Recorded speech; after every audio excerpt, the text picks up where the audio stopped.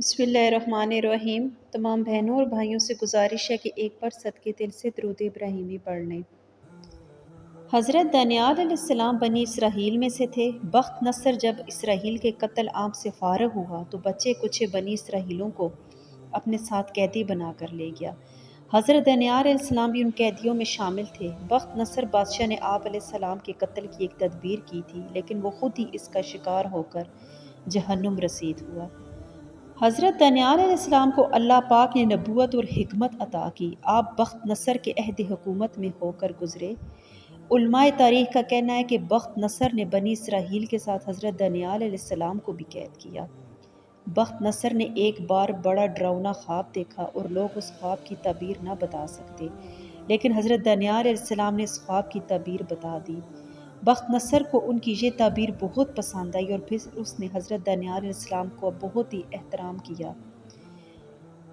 ابن ابی دنیا نے روایت کی ہے کہ جس بادشاہ کی سلطنت میں حضرت دانیال علیہ السلام رہتے تھے، اس کے پاس نجومی اور اہل علم آئے اور انہوں نے بادشاہ سے کہا کہ فلاں رات کو ایک بچہ پیدا ہوگا جو تیری سلطنت کو تباہ و برباد کر دے گا۔ چنانچہ بادشاہ نے اس رات پیدا ہونے والے تمام بچوں کو قتل کر دینے کا حکم دیا۔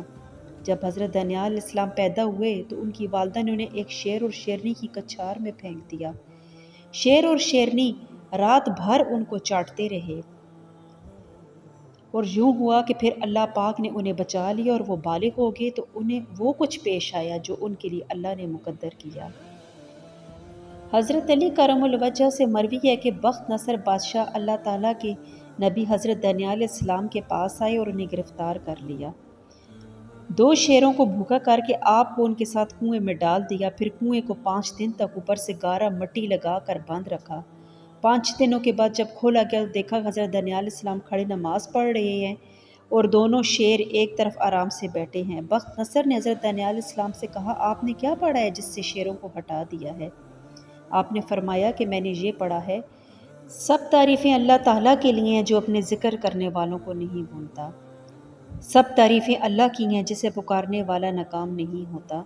سب تعریفیں اللہ تعالیٰ کے لیے ہیں جس پر بھروسہ کرنے والا غیرت کے سپرد نہیں کیا جاتا۔ سب تعریفیں اللہ کی ہیں جب ہمارے سارے ہیلے ختم ہوں۔ سب تعریفیں اللہ تعالیٰ کی ہیں جب اپنے اعمال سے گمان برے ہو جاتے ہیں تو وہی ہماری امید ہے۔ سب تعریفیں اللہ تعالیٰ کی ہیں جو ہماری مصیبت کے وقت ہماری تکلیف کو دور فرما دیتا ہے۔ سب تعریفیں اللہ تعالیٰ کی ہیں جو نیکی کا بدلہ نیکی سے عطا کرتا ہے۔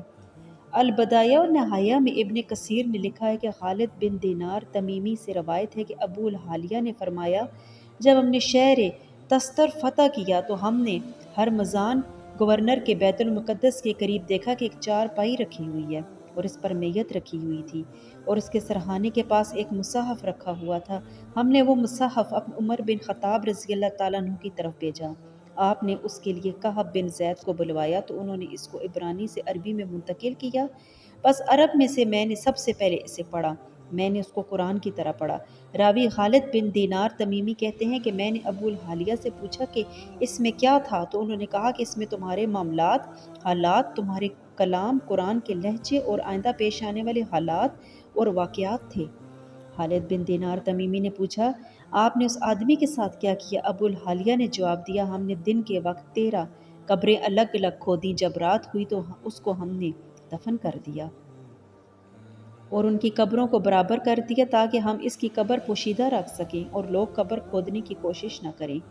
خالد بن دینار تمیمی نے پوچھا، وہ ان سے کیا امید رکھتے تھے؟ ابو الحالیہ نے کہا، اگر آسمان ان سے بارش روک لیتا تو وہ اس کی چارپائی سامنے لاتے اور ان پر بارش برسائی دی جاتی۔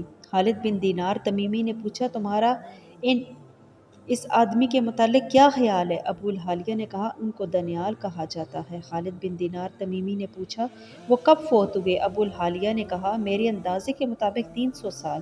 خالد بن دینار تمیمی نے پوچھا، ان کے جسم کا کوئی حصہ تبدیل ہوا تھا؟ انہوں نے کہا، بدھی پر کچھ بال تبدیل ہو گئے تھے، کیونکہ زمین انبیاء علیہ السلام کے جسم مبارک کو نہیں کھاتی اور ان کے جسموں کو بوسیدہ نہیں کرتی اور درندے بھی ان کو نہیں کھاتے۔ ابن ابی دنیا نے اپنی سند سے بیان کیا کہ ابو موسیٰ اشعری نے تابوت کے ساتھ مصحف اور ایک مٹکا بھی پایا جس میں چربی، دراہم اور ایک انگوٹھی تھی۔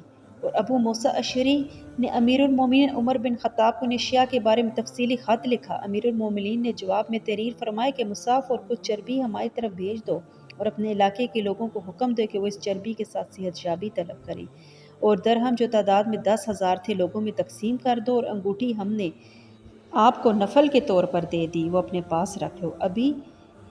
ابن ابی دنیا نے ایک اور سند سے بیان کیا ہے کہ ابو الزناد نے فرمایا میں نے ابو بردہ بن ابو موسیٰ اشعری کے بیٹے کے ہاتھ میں ایک انگوٹھی دیکھی جس کے نگینے پر شیروں کی تصویر تھی، اور ان دونوں کے درمیان میں ایک شخص ہے اور وہ دونوں شیر اس شخص کے پاؤں چاٹ رہے تھے۔ ابو بردہ نے کہا کہ یہ انگوٹھی فوت شدہ شخص دانیال علیہ السلام سے منسوب ہے۔